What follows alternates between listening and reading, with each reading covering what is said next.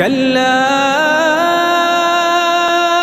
إذا بلغت التراقي وقيل من راق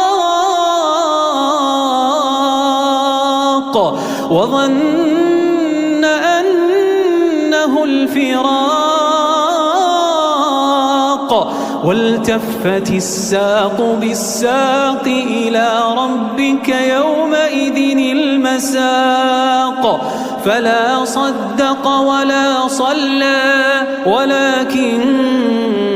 كذب وتولى ثم ذهب إلى أهله يتمطى أولى لك فأولى ثم أولى لك فأولى أيحسب الإنسان أن يترك سدى